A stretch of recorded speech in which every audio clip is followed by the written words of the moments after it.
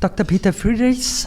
Some 20 years ago, Infineon introduced the first component made of the wide bandgap semiconductor material, silicon carbide. How did this subject of silicon carbide actually start back then, probably as the semiconductor division of Siemens? Well, it's correct. It really goes back to the old Siemens times. We started around 1950 already with the development of silicon carbide material itself. So first trials to grow SiC crystals have a very long history within the Siemens company. It was not so successful, so it dropped over many, many years, but end of the 80s and especially in 1991, significant progress was possible on the material side, and at the same time, a group of researchers identified the potential benefit for power electronics. And we started a research group in the corporate research of Siemens, and with a focus on material and devices, and it progressed pretty well. So a couple of years later, also the semiconductor unit of Siemens, the today's Infineon, was interested in the results, and we started the first transfers, which then ended up with a release of the first commercial component in March 2001. So in these days, 20 years ago, which were the biggest challenges you faced before you were able to bring these first Schottky diodes into the market? Yeah, silicon carbide was a very exotic material. So I did my master thesis still on silicon, where we were using 100 millimeter, 150 millimeter wafers, a really nice material. When I then was confronted for the first time with a silicon carbide piece of wafer, how I would call it, it was completely different. So very small diameters, a lot of defects. So it was really challenging. We had a lot of faith in this technology. So when talking to silicon experts, they were laughing about our trials to work with this material. But yeah, with a lot of, let's say, support also from the management, we survived this initial period, and in fact it was possible, despite those deficiencies like smaller diameters, to commercialize the technology. After bringing these Schottky diodes to the market, it took quite some years until the first transistors emerged. Why did it take so long? Yeah, actually it was a substantial technical challenge we had to master. On the one hand side, silicon carbide itself has a beauty to create a native oxide, which was also more or less the baseline for success on silicon. We can grow oxides, we can realize MOS devices like MOSFETs, etc. So the path was clear on paper, but when we realized the first devices, it turned out that especially this nice inversion channel, which is more or less the key element of the MOSFET, was more a high ohmic resistor than a low conductive channel, which is more or less a target.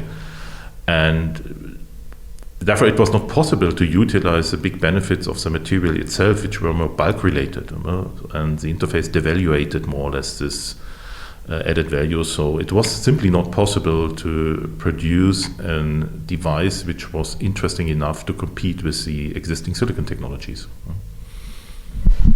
I remember when I first wrote about silicon carbide in 2001, the concept of the JFET was proposed.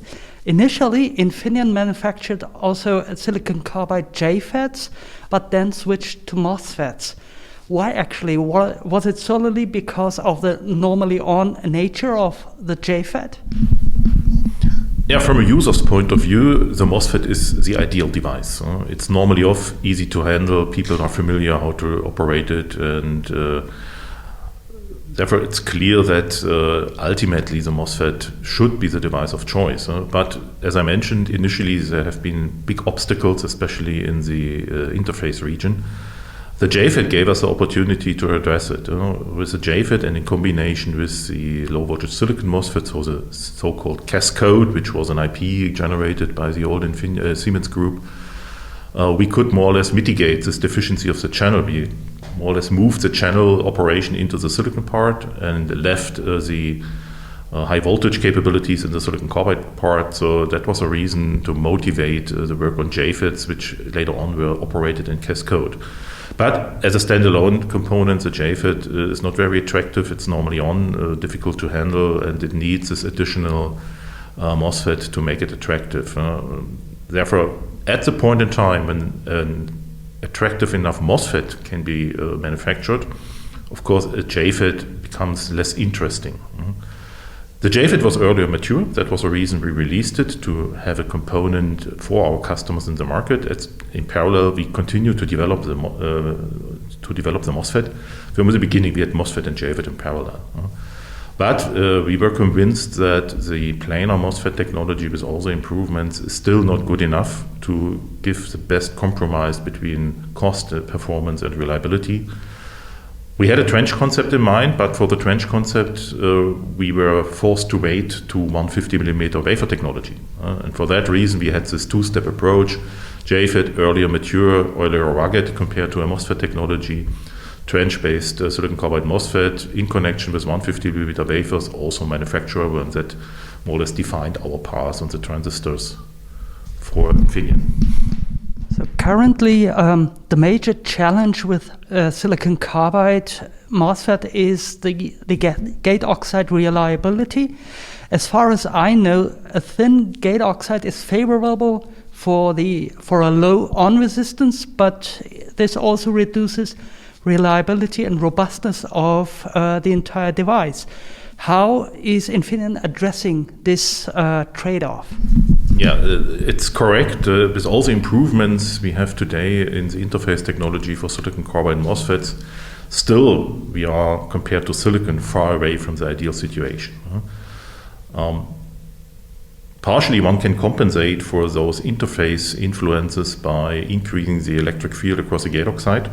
Then we drop down the channel resistance and the total resistance becomes better, but on cost of lifetime of the gate oxide, and especially on cost of the potential to achieve low fit rates by corresponding screening measures. We do overcome this by using the trench from the beginning, which allows us to use thicker gate oxide. By the way, similar gate oxide concepts like in silicon. All silicon power devices also come along with relatively thick gate oxides. For the same reason, we need certain screening measures to guarantee low fit rates. Same philosophy we applied in SiC, and we believe only with a trench we can do that, because in the trench, naturally the interface at the channel in the channel region is better performing than in the planar MOSFET, and for that reason we can afford to use a thick gate oxide and still getting a good performance. Another topic with silicon carbide is always the very cost-intensive manufacturing of raw wafers and their limited availability. What has Infineon done to ensure that it has enough wafers available? Yeah, limited availability was always the case once a certain transition from one wafer diameter to another took place. For instance, in the early times of 100mm, we also had supply contracts in place to mitigate more or less this risk. Later on, we switched to multi-sourcing, so more or less having more or less a spot market for silicon carbide wafers, and we could get them from various sources with the same quality. Then we moved to 150mm. Again, we were facing certain limitations on the market side. So again, we were compensating it with a long-term supplier contract with one of our leading wafer suppliers. Meanwhile, situation again also for 150mm is more mature, I would say, more suppliers, quality comparable between various suppliers. So we will again switch to this multi-sourcing strategy step by step, and on top of that we have in mind to roll out our split technology, where we believe that we can further increase the what we call it the material utilization factor, in order to address more or less a big cost impact of the silicon carbide wafers on the total device cost. You already mentioned your split technology. Last year you mentioned this cold split process should be operational by 2022. Can you briefly describe this process, and can you meet this time target, 2022? Yeah, regarding the cold split process itself, the technology reduces the material loss during wafer manufacturing. In the traditional setup, you grow a boule, which has then more or less a cylindrical shape, and you cut from this boule the individual wafers. Traditionally, this is done by a mechanical process with a wire saw, where the material loss is about 50%. So for getting a wafer with a certain thickness, you need to spend double thickness on the boule to get it. So a lot of the expensive material is wasted, and the split technology allows us to separate wafers from the boule with a much lower material loss. How we do that? By a laser process, we create more or less within the depths of the cylinder a predefined damage zone. And once a mechanical force is applied then to the surface of the cylinder, exactly at this predefined damage zone, a separation takes place. And this separation, including the subsequent steps for grinding, polishing, need significantly less material. So it's about 1/3 and less what we have to more or less take away from the boule compared to the wire saw. That means from one crystal we get more wafers with this technology. Furthermore, we can later in the production process also more or less separate the wafer once more into two pieces, where we can reuse one piece for further processing, which is a pretty unique situation in the case of SiC devices, power devices in particular. Okay, and the time frame, 2020. Sorry for that. So when we acquired Siltectra in 2018, after assessing the situation, we had in mind to commercialize the technology in a time frame between 3 and 5 years. Last year, we already reported progress, which allowed us to say, okay, we think in 2022 we can go the first commercial steps with this new technology. And as of today, I would still say we are well on track. So we still have a good chance to have productive use of this technology in 2022. Also last year, you gave a brief glimpse into Infineon's next generation of silicon carbide MOSFETs, what they will be capable of. Is there already a time frame for releasing them to market? I ask for your understanding that we will not communicate here any detailed plans which we might have to revise once on the remaining few development steps anything pops out. So we are very confident that we can more or less latest in the next 1 or 2 years come out with this technology. More details we cannot share at the moment. We have reached advanced milestones. Process 3 steps are achieved. We are in advanced testing and evaluation with our lead customers.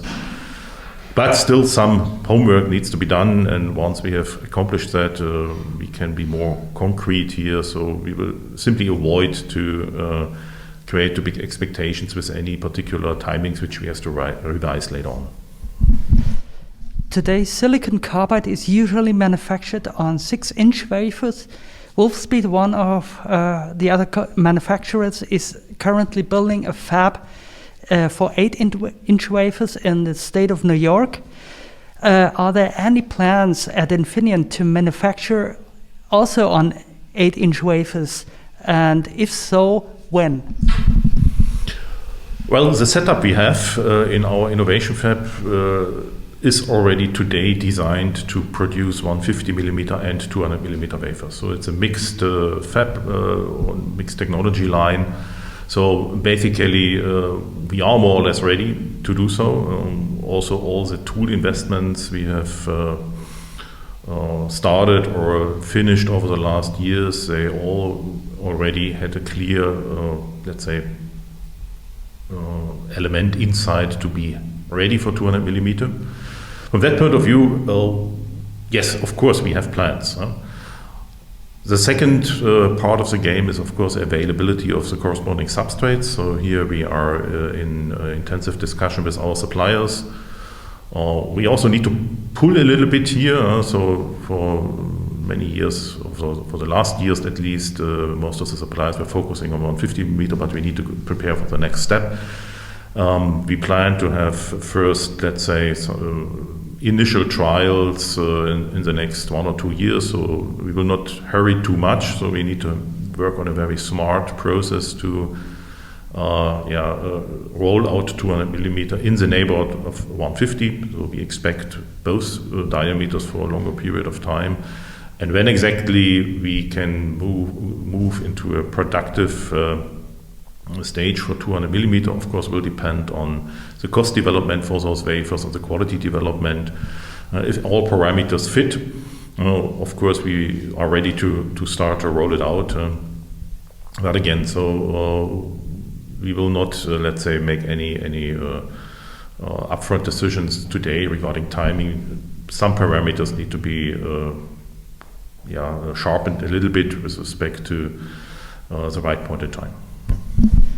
You are also very active when it comes to standardization for wide bandgap. You are co-chair of the JEDEC committee, JC70. What are the hottest topics in standardization right now?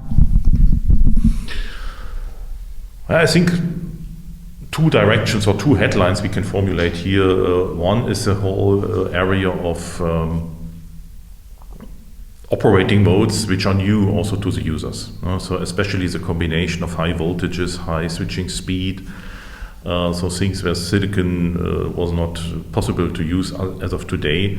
So here concerns are in place. So are there any hidden problems in the material, in the device concepts, etc. So all the methods to address, to cope with those aspects are one direction. For both SiC and gallium nitride, by the way, so the other wide bandgap material.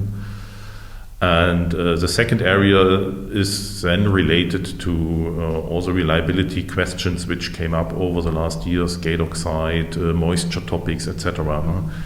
So here there's a strong need from the industry to come out with standards which address the specific modes taking place in wide bandgap. And that's also the philosophy we have in place, especially in the JEDEC committee. So here we talk about things where we believe that existing standards do not cover everything what we need for SiC. And exactly on those deltas, we are focusing our work today. So you can now look back on 30 years on silicon carbide. In your professional career, what were 1 or 2 personal highlights you had related with your work with silicon carbide? Oh, there has been many of them. So I'm now close to 30 years with this technology. So already the fact that I had never any intention to move somewhere else clearly says that there's a lot of excitement being in this business. So what are the 2 biggest highlights? So one I would think was when we were able to be in the final round of the German Zukunftspreis. So it's something like the Innovation Award of the German industry. So we have been among the 3 top topics, tops there in the finalist round. That was really very exciting to be there in this really very exclusive round. Also with all our board members, etc. So that was really very, let's say, gave a positive feeling to be on the right way. And the second thing I would like to mention is the situation we were facing after the merger with Wolfspeed was declined, when we as a company, of course, had to reorient ourselves completely. So after having done the planning with the partner in the US to achieve certain goals in this highly dynamic market, we now were asked to do it on our own. And how we did it, with a level of support from the management, of engagement of the people, how quickly we were able to to convince also other guys to step into the silicon carbide area. How we grew as a team from, let's say, 20, 30 people being involved there to hundreds of them. That was really amazing, exciting for me, and especially when also looking to the last year, which was for us more or less the readout, if you take it like that. So we started 2017. We said within 3 years we would like to achieve something. When we look at the results last year, it worked out, and that was really also an amazing feeling, I would say. Dr. Peter Friedrichs, many thanks for your time. You are very welcome. Thank you.